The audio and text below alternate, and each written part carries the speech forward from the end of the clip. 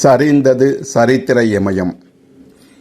என் இனிய தமிழ் மக்களே என்ற காந்த குரலை கொண்ட இயக்குனர் பாரதிராஜா 17/7/1941 தேனி மாவட்டம் அல்லிநகரம் என்ற ஊரில் பிறந்தார். இவர்தம் பெற்றோர் பெரியம்மாயன் கருத்தம்மாள் ஆவர். இவரது இயற்பெயர் சின்னசாமி. பாரதிராஜா கன்னட திரைப்பட தயாரிப்பாளர் புட்டண்ணா கனகலின் உதவியாளராக திரைப்பட வாழ்க்கையை தொடங்கினார். பின்னர் பி. புள்ளையா, எம். கிருஷ்ணன் நாயர், அவினாசி மணி, ஏ. ஜெகநாதன் ஆகியோரிடம் உதவி இயக்குநராக பணியாற்றினார்.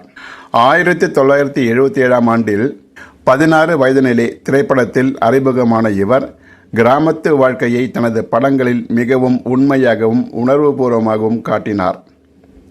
மரத்தில் ஓடும் அணில், குப்பையை கிளறும் கோழி, எலியை விரட்டும் பூனை, நிலத்தில் நெளியும் புழு, ஆலமரத்தின் கீழ் அமர்ந்து ஊர்வம்பு பேசும் மக்கள், அப்பாவி சப்பானி, அரைவேக்காட்டு வில்லன், அவனுக்கு ஒத்து ஊதும் மனிதர்கள், இப்படி கிராமத்து மக்களின் வாழ்வியலை படம் பிடித்து உலகுக்கு காட்டினார்.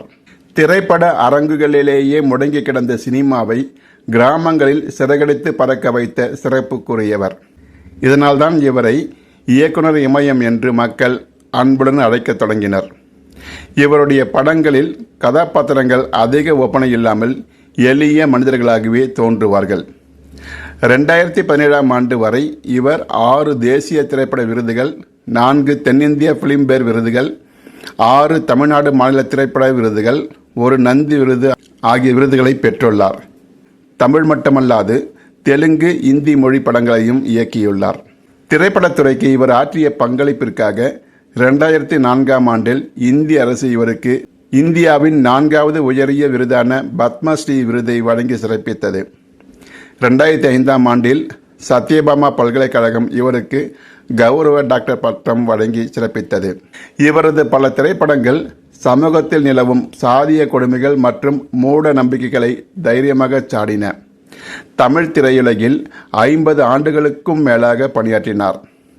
இதுவரை இவர் 38 திரைப்படங்களை இயக்கியுள்ளார். இயக்குநராக மட்டுமல்லாமல் 25க்கும் மேற்பட்ட திரைப்படங்களில் நடிக்கவும் செய்துள்ளார்.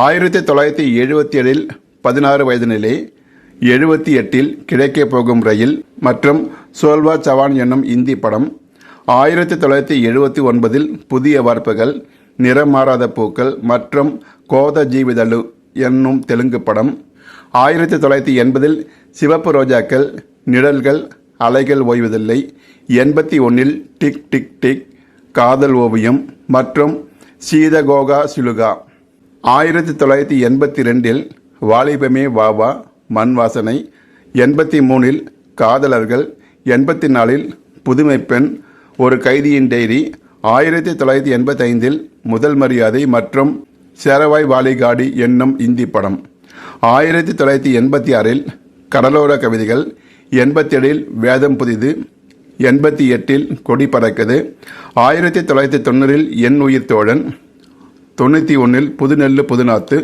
92இல் நாடோடி தென்றல், 93இல் கேப்டன் மகள், கிழக்கு சீமையிலே, 94இல் கருத்தம்மா, 95இல் பசும்பொன் தமிழ்ச்செல்வன், 96இல் அந்தி மந்தாரை, 99இல் தாஜ்மஹால், 2001இல் கடல் நிலம், 2003இல் ஈரநிலம், 2004இல் கண்களால் கைதிசை, 2008இல் பொம்மலாட்டம், 2013இல் அன்னக்கொடி என சுமார் 38 படங்களை இயக்கியுள்ளார்.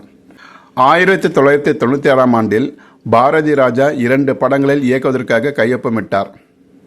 ஒன்று சரத்குமார் கதாநாயகனாக நடிக்க வாக்கப்பட்ட பூமி, 2வது நெப்போலியன், ஈரா, ராஜ்கோபால், பிரகாஷ் ராஜ் ஆகியோர் முன்னணி படங்களில் நடிக்க சிறகுகள் முறிவதில்லை. ஆனால் இந்த 2 படங்களும் பின்னர் நிறுத்தப்பட்டன. 2004ஆம் ஆண்டின் பிற்பகுதியில் சேரனுடன் வாக்கப்பட்ட பூமி திரைப்படத்தை மீண்டும் இயக்க திட்டமிட்டார். ஆனால் அதுவும் நிறைவேறாமல் போனது. சந்திரலீலா என்பவரை மணந்த இவருக்கு மனோஜ் என்ற மகனும் ஜனனி என்ற மகளும் உள்ளனர். ஆனால் மகன் மனோஜ் சில ஆண்டுகளுக்கு முன்பு காலமானார். எதிர்பாராத இந்த மரணத்திற்கு பிறகு பாரதிராஜா பெரிதும் முடங்கி போனார் என்று கூட சொல்லலாம். மனோஜ் தாஜ்மஹால் திரைப்படத்தில் நடிகராக அறிமுகமானார். ஆனால் மனோஜால் பெரிதாக சினிமாவில் வளர முடியவில்லை. மனோஜ் நடிகை நந்தனாவை மணந்தார். அவருக்கு 2 குழந்தைகள் உள்ளனர். பாரதி ராஜாவின் மகள் ஜனனி மலேசியாவில் வாழும் ராஜகுமார் தம்பிராஜா என்பவரை மணந்து மலேசியாவில் வசித்து வருகிறார். பாக்யராஜ், மணிவண்ணன், மனோபாலா, சித்ரா லட்சுமணன், மனோஜ்குமார், பொன்வண்ணன், சீமான், லீனா மணிமேகலை ஆகியோர் பாரதி ராஜாவிடம் உதவி இயக்குநர்களாக பணியாற்றியவர்கள் என்பது குறிப்பிடத்தக்கது. மேலும் கவிஞர் வைரமுத்துவை நிழல்கள் படத்தின் மூலம் இது ஒரு பொன்மாலை பொழுது என்னும் பாடல் மூலம் திரைத்துறைக்கு அறிமுகப்படுத்தினார் என்பதும் குறிப்பிடத்தக்கது. பாரதி ராஜா நிறைய நடிகர் நடிகைகளை அறிமுகப்படுத்தினார். அவர்களில் பாண்டியன், நெப்போலியன், கார்த்திக், ரேவதி, ராதிகா, ராதா ஆகியோர் குறிப்பிடத்தக்கவர்கள். பலரை சினிமாவில் அறிமுகப்படுத்தி உச்சத்திற்கு கொண்டு சென்றாலும் தன் மகனை அதுபோல் உச்சத்திற்கு கொண்டு செல்ல முடியவில்லையே என்ற குறை அவர் மனதில் ஒரு பக்கம் இருக்கவே செய்தது. 1986 சிறந்த தமிழ் திரைப்படத்திற்காக தேசிய திரைப்பட விருது, முதல் மரியாதைக்காகவும், 88 பிற சமூக பிரச்சனைகள் குறித்த சிறந்த படத்திற்கான தேசிய திரைப்பட விருது, வேதம் புதிது படத்திற்காகவும், 1995 குடும்ப நலன் குறித்த சிறந்த படத்திற்கான தேசிய திரைப்பட விருது கருத்தம்மா படத்திற்காகவும், 1996 சிறந்த தமிழ் திரைப்படத்திற்கான தேசிய திரைப்பட விருது அந்தி மந்தாரை படத்திற்காகவும், 2001 சிறந்த திரைக்கதைக்கான தேசிய திரைப்பட விருது கடல் பூக்கள் என்னும் படத்துக்காகவும் பெற்றுள்ளார். தமிழ் மொழி, தமிழ் இனம் சார்ந்த பிரச்சனைகளில் குரல் கொடுத்துள்ளார். குறிப்பாக 2009 நடந்த தமிழர் இன அழிப்புக்கு எதிராக மிக தீவிரமாக எதிர்ப்பு குரல் கொடுத்தார். தமிழ் சமூக அக்கறையோடு செயல்பட்ட இயக்குனர் இமயம் பாரதி ராஜா 10/6/2026 இன்று இவ்வுலக வாழ்வை முடித்துக் கொண்டார். அவர் உடல் மறைந்தாலும் அவரது புகழ் சினிமா உள்ளவரை இருந்து கொண்டே இருக்கும். அவரது ஆன்மா அமைதி பெறட்டும்.